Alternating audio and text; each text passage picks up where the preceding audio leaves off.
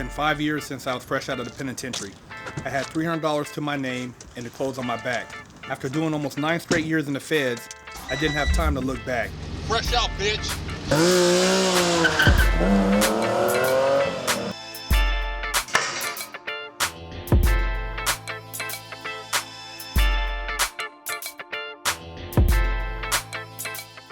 My name is Marcus Timmons, aka Big Herc. I was sentenced to 120 months in federal prison for armed bank robbery. Growing up as a kid, I never thought that I would one day rob a bank. That all changed in February of 2000. I decided to hook up with some guys and take down a federal insured bank and make a withdrawal. So we had been planning this bank robbery for roughly 2 weeks.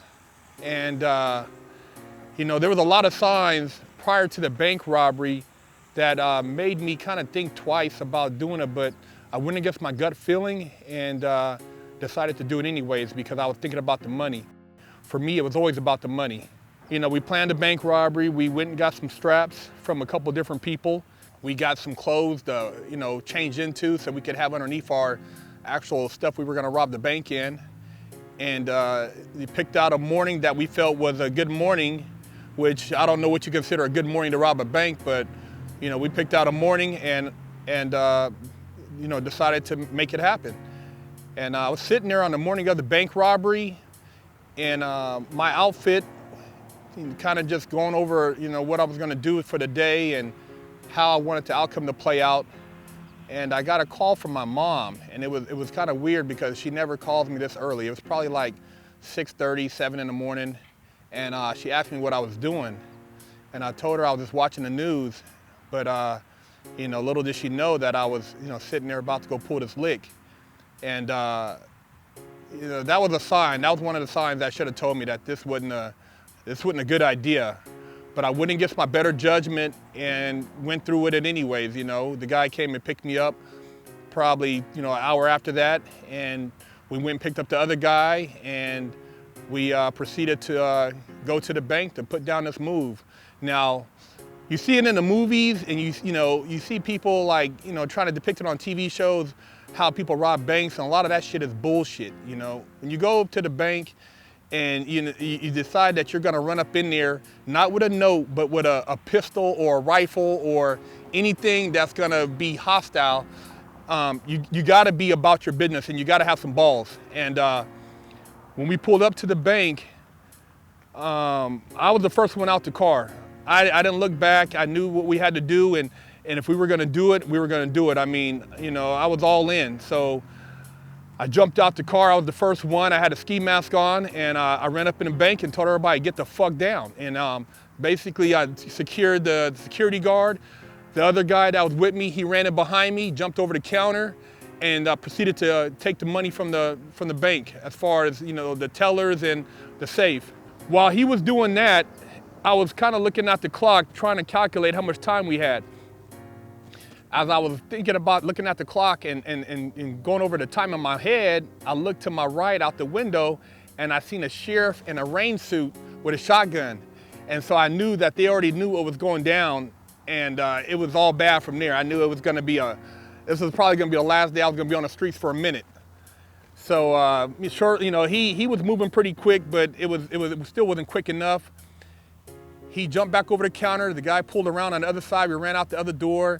As we were driving out the bank parking lot, another sheriff happened to be right behind us and bumped our car. And from there, it was on. We had a high-speed chase. We shoot up the street, and we had a getaway car, another car we were going to switch into to make our final getaway and leave all the evidence in the car we were driving. So while we're driving, I'm stripping out of the clothes I robbed the bank in, getting rid of the ski mask, and getting rid of any evidence that would show up as me being the same person that went in the bank.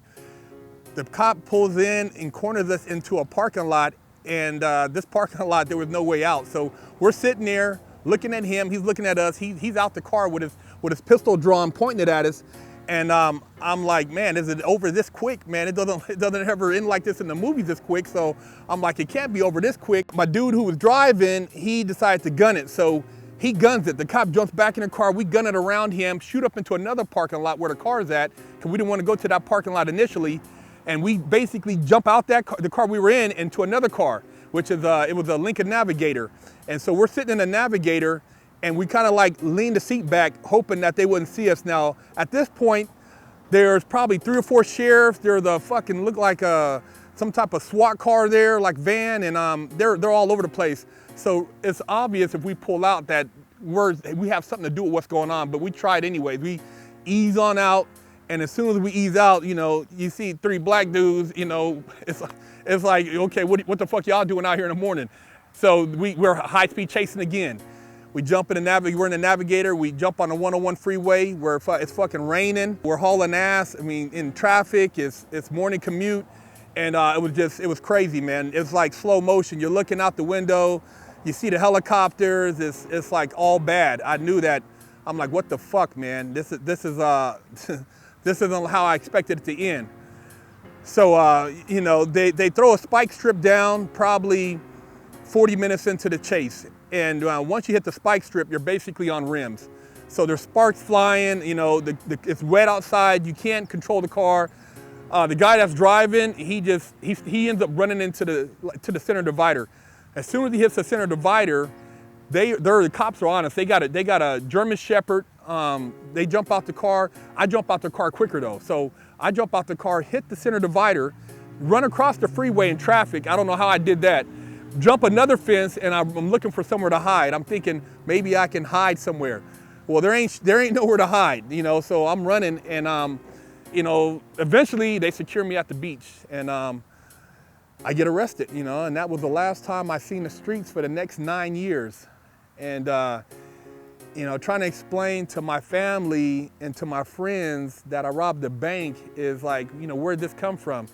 And you know, I had to ask myself sometimes, like, where'd it come from? Because, you know, I wasn't brought up to rob banks, you know, and you don't grow up thinking you're gonna rob a bank, but when you do it, you do it. You know, it wasn't like I was high on drugs or I needed a fix or anything like that. I was just about, you know, I was about money, you know, and I was always a big risk taker. You know, they take us, we book us in, and you know, everybody knows when you get arrested, you keep your mouth shut, you know. So I'm expecting the other guy to keep his mouth shut too, but little did I know, when he got arrested, he ran his mouth about everything, you know, about the details, about what happened, and he told him the whole story. So after, you know, they had us separated for a little while, and we all got back together, and they transferred us to, you know, federal custody. I asked him, I said, you didn't say nothing, right? He's like, no, I didn't say shit.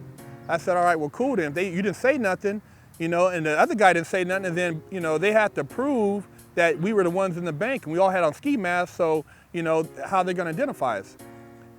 You know, so I was thinking maybe I could still somehow beat this case.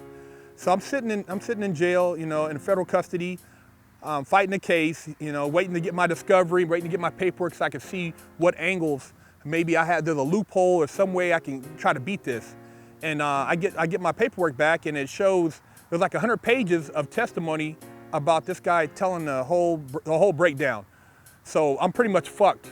At this point, the best thing I could do is to take a deal. And for armed bank robbery with a gun, you're looking at a minimum of like 10 years. And they were trying to give me 12 because they tried to give me for aiding and abetting also.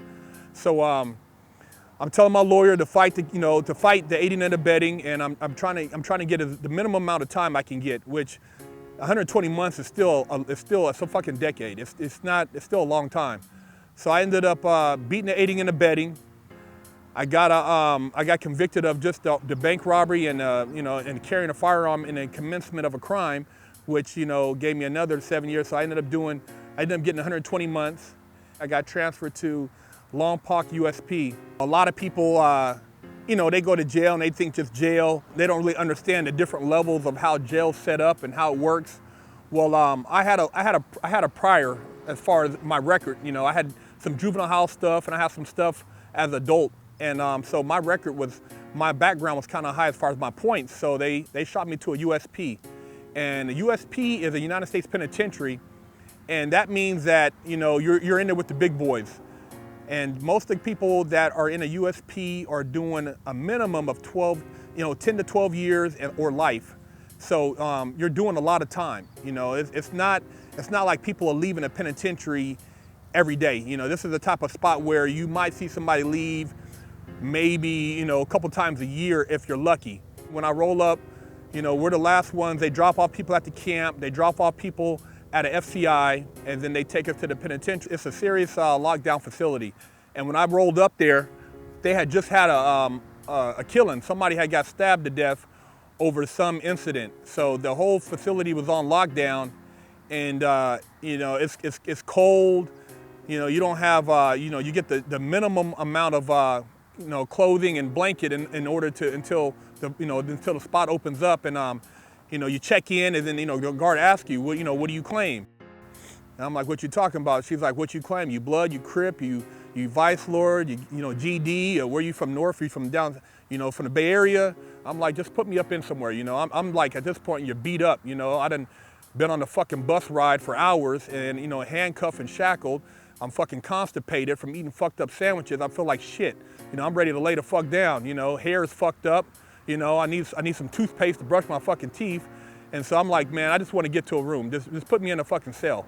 She's like, all right, if you have problems, that's on you. I said, just put me in a fucking cell. So, she put me in a cell with a cool dude, rolling 60 Crip dude. And, we bunked up, and when you're walking through, everybody's asking, like, homie, where you from? Hey man, what's up, man? What you need, man? This and that. I mean, it's crazy. You don't know if you ain't got no homeboys up in there, and you just, you're fresh meat. You gotta just basically hold your own. You can't be no punk. I mean, dudes is looking for any type of flaw, any type of weakness in your character, and USPs it's like I said, these guys most of them are doing 20 or better. So.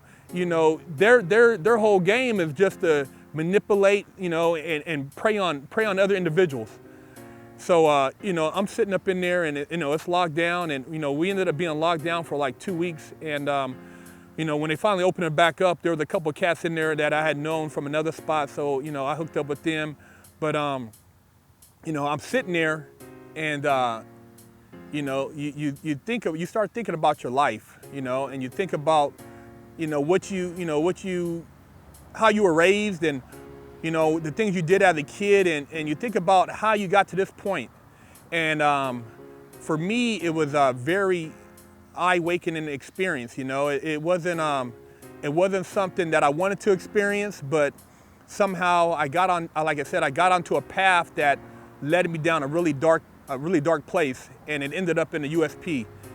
I thought about when I used to skateboard, and I was a straight A student in school, and used to play football and basketball, and had the Jordan posters on the wall, and I thought I was going to go to college and maybe get to the NFL or get to the NBA and somehow make a bunch of money and get the fuck out the hood. My whole goal was to make money, get the fuck out the hood, drive nice cars, and fuck bad bitches. That's what we grew up on. All my homies, that's all we were about is those three things. And it didn't end up like that though. I'm in the pen right now, and I got to do these 120 months. And in the feds, you do 80% of your time. So 80% of 120 months is about 9 years. So I had to sit there for 9 years and think about what I did and how I got to this point in my life. It's a pretty hard consequence. After a year or two of doing this, and you're thinking, man, I done learned my lesson, and you still got to deal with another 7 years, it makes you really, think about your life and things you've done. And you talk to other guys in there, there's guys in there that you look at these guys and they could be your grandfather. And they done been in the feds 2 to 3 times, this is their third time in the feds. And you think like, do I want to be an old ass man up in the feds doing time? Not fucking no bitches, not living a normal life, not being able to, take a shower or shit when I want to. And I'm like, this is not for me. This is not something I want to do. So I read a lot of books on spirituality, metaphysics, a lot of things that like kind of took my mind out of the prison mentality. I never identified with myself as being an inmate or a convict. I never allowed myself to buy into the whole prison structure. I didn't involve myself on politics on the yard. I didn't hang out in the gym. I didn't participate in any sports. I stayed in the law library for, majority of my time, and I worked out in the mornings, and that was my routine. I ran across a guy who was very intelligent in there, another brother who was older than myself, and he laced me up on a lot of things about life, and He kind of became my mentor in there. And this was the first time in my life I ever had anybody mentor me, because I always felt like a black sheep. I felt like I was different than my family. I never felt like I fit in.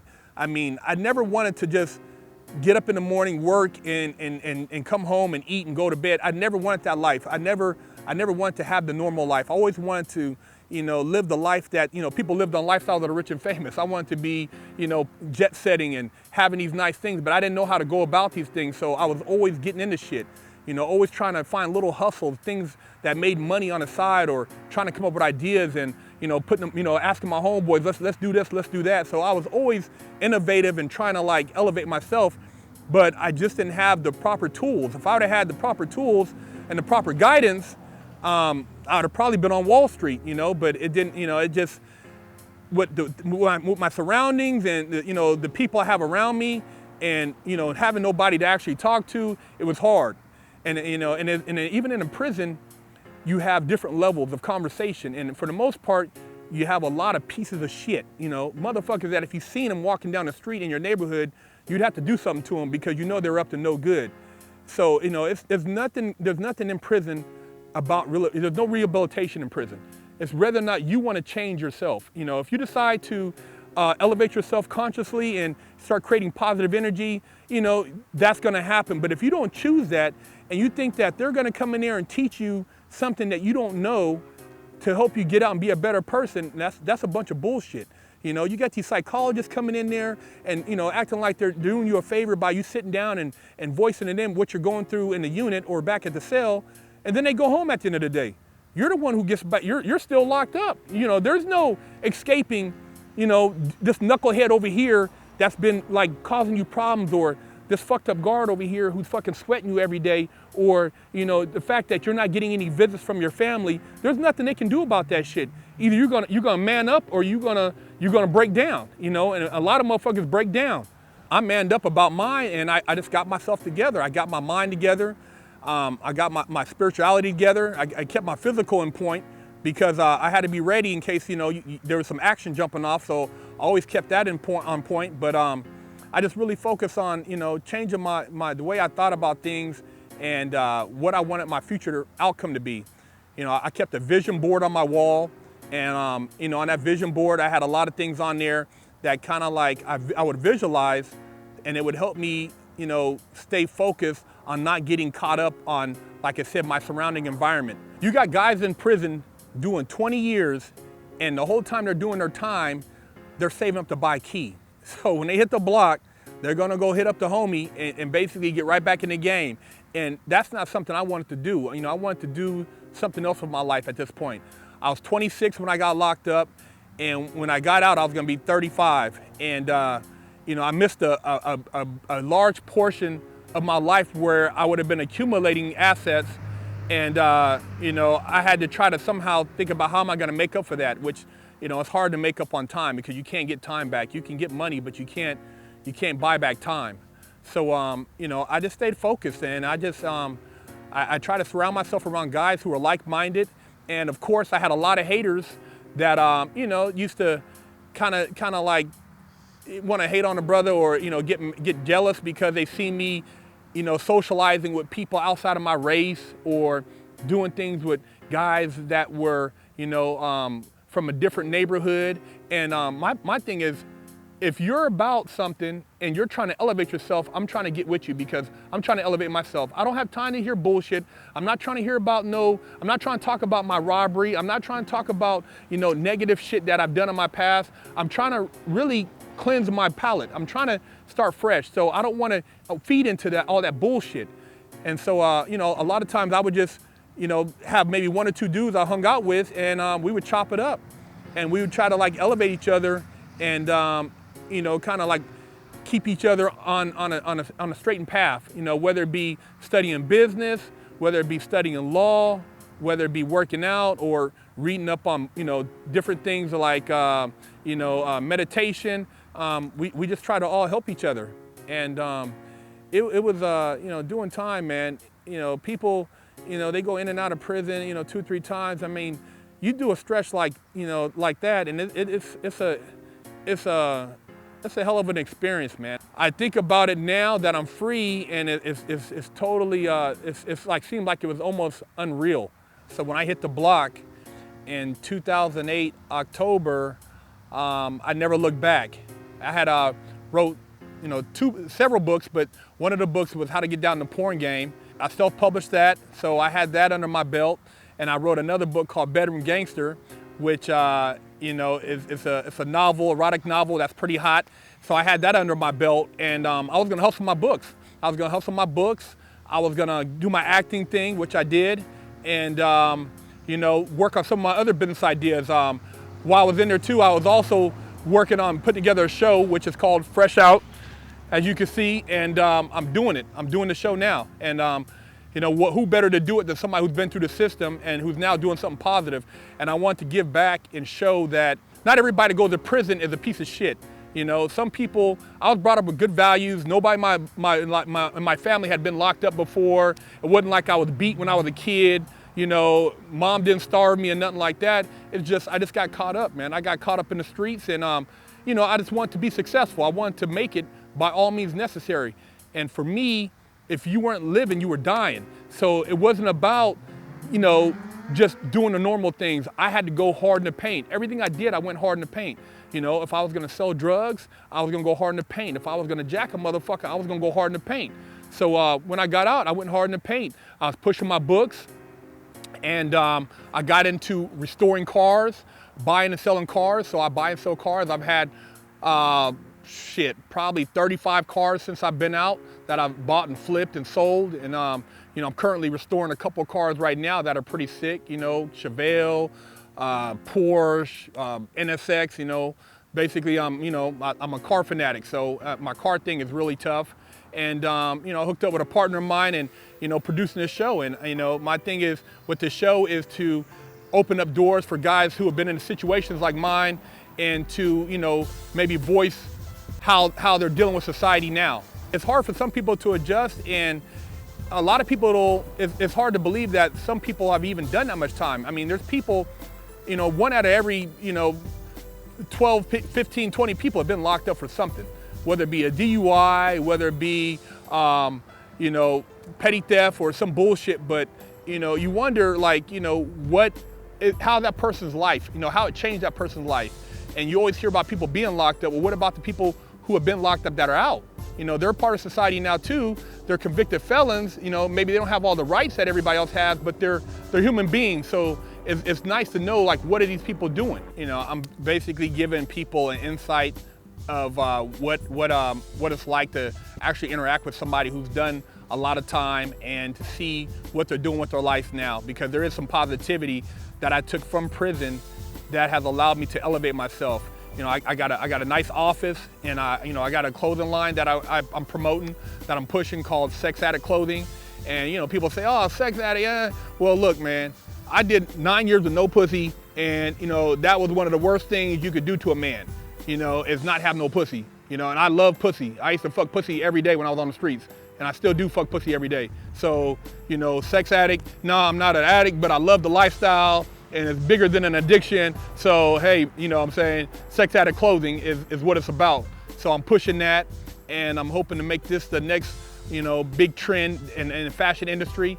And I'm just enjoying life, man. I mean, when I go to a grocery store and I see the selection of food, I'm just so grateful, man, that I don't have to, smuggle a bag of oatmeal in my underwear, to get it back to the unit so that I can have something to eat at night. And I don't have to, steal fucking hot dogs or fucking hamburger patties out the kitchen. It's a blessed thing to be able to, do what you want to do when you want to do it, and know that you have choices.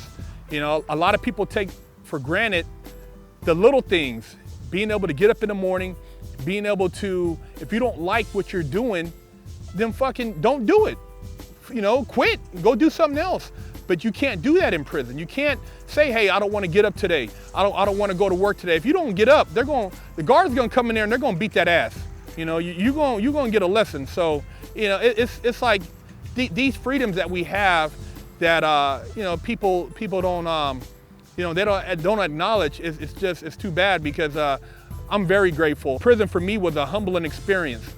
You know, getting in my car, driving down the freeway, you know, being able to look out and, you know, and see the Pacific coast and appreciate the beauty that's on the streets is priceless, man. You know, it's priceless when, you know, I can go and say, fuck it, I want to go check out a Laker or Clipper game, or I want to fly to Miami. I can go. One of the biggest things prison did for me was maybe very humble, and it taught me not to blame people for anything I've done. You know, I don't blame my mom, I don't blame my family, I don't blame the homies. You know, at this age, at this point in my life, you know, you got to take responsibility. It's all about the choices I made. Nobody made me do any of the things I've done in my life. I made all those choices on my own, and once I got to a point where I was conscious of those choices, it was my responsibility to make the decision. So, you know, for guys that are getting out or guys that are out, you know, most dudes in federal prison were hustlers. You know, state is a little bit different, you know, but federal, most guys were in there, they were either selling drugs, laundering money, they were, you know, doing fraud, they were hustlers. And for guys like us getting out of prison, there's not a lot of jobs that offer the opportunity to make a lot of money if you're a felon. So, you know, rather than complain and feel sorry for yourself, man, step your hustle game up, man. Get your hustling on, man. I mean, you got the skills. You made it over here on Wall Street by stealing motherfuckers' money or running up in the banks or by selling drugs across the country. All you gotta do is take that and start fucking pushing motherfucking hamburger patties across the country, or, you know, start your own trucking company, or start you up a printing business. There's a lot of things you could do, you know, clothing line, you know, write you some books, tell your story. There's a lot of opportunities for guys like us if you think outside the box, which prison don't teach you that, but you already thought out the box before you were in prison. So, I mean, it's in you. And so, you know, I say, man, you know, think outside the box and you know, put your ideas into action. Don't just talk about them. Actually move forward with your ideas and make them materialize. And things will start happening for you. I mean, things is popping off for me. I've been out now 5 years.